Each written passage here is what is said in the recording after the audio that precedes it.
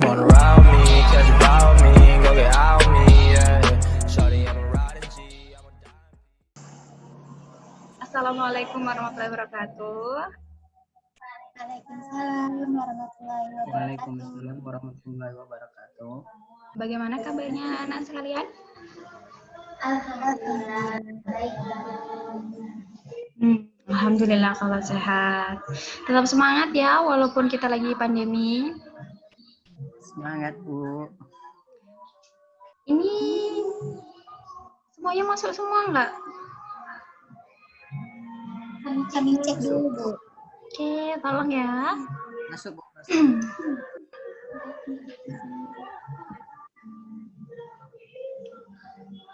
Sepertinya sudah semuanya, Bu. Alhamdulillah, sepertinya semangat ya untuk belajar. Nah, sebelum kita belajar, alangkah lebih baiknya kita berdoa terlebih dahulu. Nah, ketua kelasnya bisa pimpin doa?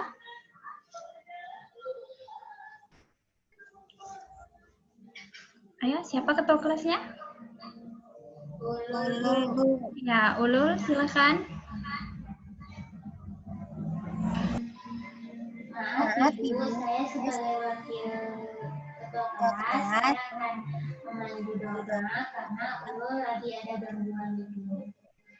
Baiklah, ini berdoa menurut ajaran masing-masing berdoa dengan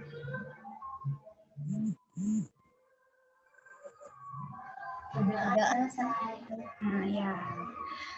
Nanti ini jangan lupa itu ya, isi link di Google Form untuk absen. Dikirim melalui WA Group. Baik, Ibu. Nah, Ibu izin share screen ya. Baik, Bu. Baik, Bu.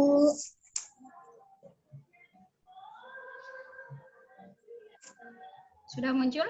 Belum? Belum, Ibu. Masih loading. Kita tunggu ya.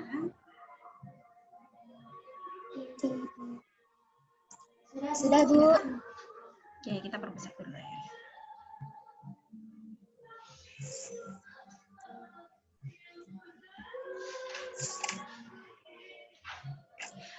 Nah, minggu kemarin kita ada belajar mengenai asam dan basa, ya kan? Ada yang masih ingat apa itu asam dan basa? Asmi, Bu. Ya, silakan Si Dasmia. Jadi, asam itu menurut kami rasanya asam, Bu. Iya. Yaitu ada H+-nya gitu, Bu. Sedangkan basa itu rasanya pahit dan itu amin. Iya. Gimana Ulun? Setuju sama yang dibilang temennya? Benar, Bu. Iya. Berarti betul ya. Kalau asam itu bersifat asam dan rasanya itu asam, sedangkan basa itu rasanya itu pahit. Nah, kalau asam itu jika dilarutkan dalam air, dia akan menghasilkan terurai dan menghasilkan ion H+. Sedangkan untuk basa itu akan menghasilkan ion OH-. Nah, ya sedikit ribut. Di rumah Ibu udah ke jalan, jadi rada ribut. Maaf ya. Baik, Ibu. Nah, kita udah tahu nih, asam itu rasanya asam dan basa itu rasanya pahit. Nah, kalau misalnya kita untuk mengetahui suatu larutan, mesti ya kita harus cicipi dulu. Maka timbul pertanyaan, bagaimana sih caranya mengetahui larutan tersebut itu asam ataupun basa? Nah, ada yang namanya indikator asam basa. Ada yang tahu apa itu indikator asam basa? Asmi, Bu. Ya, Asmi. Indikator asam basa itu untuk menentukan dia basa atau asam. Itu contohnya itu seperti kertas lakmus, Ibu. Ih, pintar. Betul itu yang dibilang si Tasmia. Jadi, apa itu indikator asam basa? Indikator asam basa adalah zat yang dapat memberikan warna jika bereaksi dengan jika diberikan pada larutan asam maupun basa. Nah, katanya tadi ada kertas lakmus ya. Berarti itu termasuk ke dalam jenis indikator asam basa. Nah, jenis indikator asam basa itu ada indikator alami, ada kertas lakmus, lalu indikator universal. Nah, indikator universal ini dibagi lagi menjadi dua. Ada namanya kertas indikator dan larutan indikator. Pertama kita belajar dulu mengenai indikator alami. Nah, apa sih kita tahu tuh indikator alami? Yang pasti dia berasal dari alam. Yaitu bisa berupa dari bunga, sayuran, ataupun buah-buahan. Ada yang tahu salah satu contohnya itu apa? Bunga mawar, Bu. Ulul? Ah iya, bunga mawar. Iya, ada juga bunga mawar. Terus ada yang namanya kol ungu. Nah, kol ungu ini jika ditambahkan, jika diberi larutan asam, dia akan berubah menjadi warnanya merah muda. Nah, jika ada larutan basa, itu dia menjadi hijau. Nah, ini ada beberapa contoh indikator alami yang bisa digunakan sebagai indikator. Nah, itu seperti kata Ulul Azmi tadi ada bunga mawar ya. Ada bunga mawar. Nah, itu kalau dia di larutan asam itu berwarna merah muda, sedangkan pada larutan basa itu berwarna hijau. Terus ada bunga sepatu, bayam merah, terus ada kunyit juga. Lalu selanjutnya itu kertas lakmus. Nah, kertas lakmus itu ada berapa? Ada yang tahu? Ya, silakan si Tasmia. Ada dua. Apa aja tadi Ulul warnanya? Ada dua katanya. Apa aja tuh? Iya. Lakmus merah dan biru, Bu. Lakmus merah dan lakmus biru. Nah, beginilah bentuknya dari kertas lakmus yang merah dan yang biru. Nah, kertas lakmus merah itu jika dicelupkan pada larutan asam, dia akan warnanya tetap merah. Nah, kalau di larutan basa dia akan berubah menjadi biru. Sedangkan lakmus biru itu di asam dia akan berubah menjadi warna merah, dan di basa itu dia tetap berwarna biru. Nah, begini nih gambarnya nih, contohnya nih. Kelihatan? Kelihatan. Nah, selanjutnya itu ada indikator universal. Berarti indikatornya itu ada banyak, nggak dari alam. Nah, yang pertama itu ada kertas indikator. Nah, kertas indikator itu kertas yang bisa untuk mengukur pH larutan. Jadi, kalau kertas lakmus tadi sama indikator alami tadi kan cuma bisa tahu dia tuh larutannya asam atau basa. Nah, kalau kertas indikator ini dia bisa tahu kira-kira pH-nya itu berapa. Nah, gitu. Nah, kalau pH-nya 7 berarti dia netral. Kalau kurang dari 7 berarti dia asam, dan lebih dari 7 berarti dia basa. Nah, ini contohnya. Kelihatan kan? Itu ada pH-nya dari 0 sampai 7. Nah, ini biasanya kertasnya itu ada 4 warna, yang mana kalau dicelupin di larutan asam ataupun basa, dia nanti itu akan berubah warna. Nah, kalau udah berubah warna, tinggal dipasangin lagi sama gambar yang ada di tertera itu, test papernya itu. Nah, dia termasuk golongan yang mana, asam atau basa. Nah, indikator universal selanjutnya yaitu berupa larutan indikator. Nah, larutan indikator ini ada banyak. Ada metil orange, metil merah, bromtimol biru, dan penoftalin. Nah, range pH-nya itu sekitaran, atau itu bisa dilihat pada tabel. Lalu perubahan warnanya juga bisa dilihat. Nah, kita ambil contoh dulu. Bromtimol biru atau disingkat biasanya disebut dengan BTB. Nah, memiliki trayek pH-nya itu sekitaran 6,0 sampai 7,6. Dengan perubahan warnanya itu kuning biru. Nah, kalau misalnya yang didapatnya itu kuning, berarti pH-nya sekitaran 6. Kalau Kalau kisaran warnanya itu biru, berarti kisaran pH-nya itu sekitar 7,6. Nah, kalau dia berwarna hijau, berarti dia bukan kuning maupun biru. Nah, berarti kisaran pH-nya itu 6,0 sampai 7,6. Nah, ini ada video nih, kita perhatikan ya. Nah, di video ini nanti kalian akan diminta untuk buat kesimpulan. Nah, tulis tangan kesimpulannya, nanti kirim ke ibu melalui WA, chat pribadi ya, kirim ke ibu.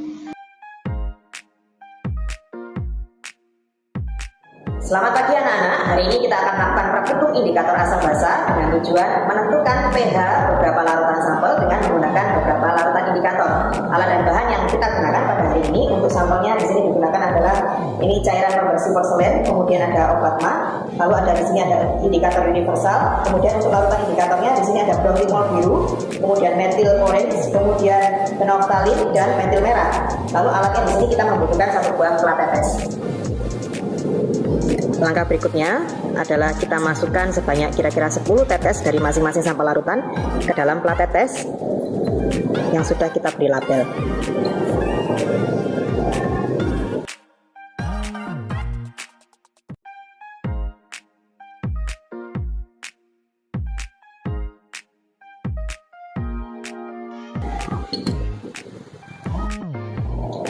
Sebelumnya sudah diberi label plat tetes yang digunakan sebagai berikut untuk mempermudah pengamatan.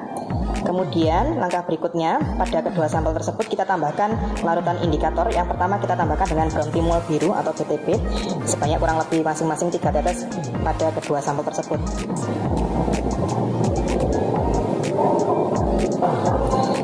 Lalu kalian amati perubahan warna yang terjadi dan catat pada tabel pengamatan.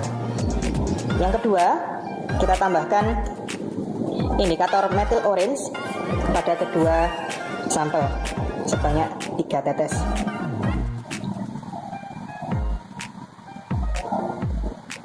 Kemudian kalian catat juga pada tabel pengamatan.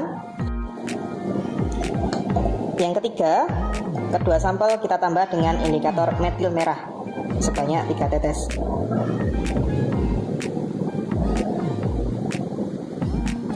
Dan kalian catat juga perubahan warna yang terjadi pada tabel pengamatan. Dan yang keempat, yang terakhir, kita tambahkan indikator PP phenolphthalein pada kedua sampel. Dan kalian amati perubahan warna yang terjadi. Ingat bahwa di awal warna sampel pembersih porselen adalah agak kuning dan obat mah berwarna agak putih. Percobaan selanjutnya adalah kita akan mengukur pH dari kedua sampel dengan menggunakan indikator universal. Kita ambil satu buah stick indikator universalnya. Kemudian yang pertama kita uji kepada sampel larutan atau cairan pembersih porselen. Kita celupkan. Kemudian kita sesuaikan dengan tabel.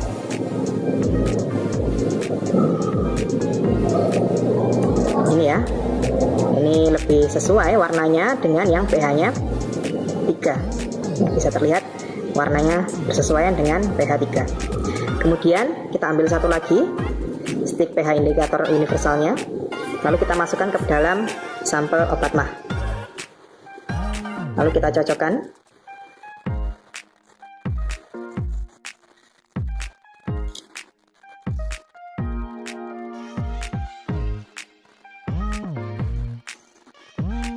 Oke. Nah, ini terlihat bahwa ini banyak bersesuaian dengan pH 8. Di sini terlihat dari warna stick indikator universalnya. Ya. pH-nya 8.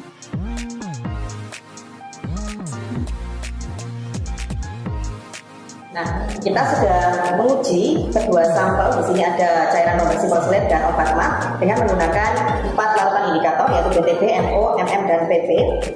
Coba kalian hitung menggunakan tabel trayek pH yang ada pada petunjuk praktikum kalian.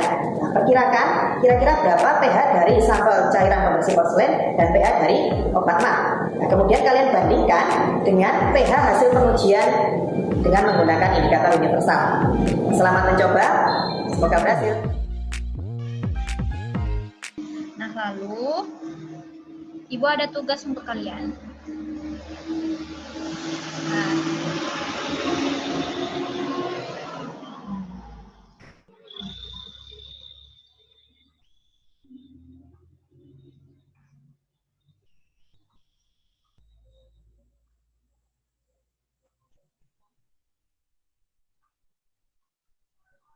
Nah, tugas untuk minggu depan itu, coba kalian cari lagi contoh indikator alami maupun indikator universal dengan perubahan warna yang terjadi pada saat asam dan larutan asam dan basa ini indikatornya itu dicelupkan kepada larutan asam dan basanya. Nah, terus buat video mengenai pengujian larutan asam dan basa dengan menggunakan indikator alami. Nah, itu minimal indikator yang digunakan itu ada 2, dicatat ya. Lalu, larutan asam dan basanya itu minimal ada 4. Sudah? Ya, Bu. Sudah. Baiklah. Itu pertemuan kita cukup untuk pertemuan kita hari ini. Kurang lebihnya Ibu mohon maaf. Kalian harus tetap semangat untuk belajar. Karena belajar itu nggak harus kita harus tatap muka. Zoom kayak gini juga kita bisa belajar. YouTube juga bisa untuk kalian sebagai media belajar.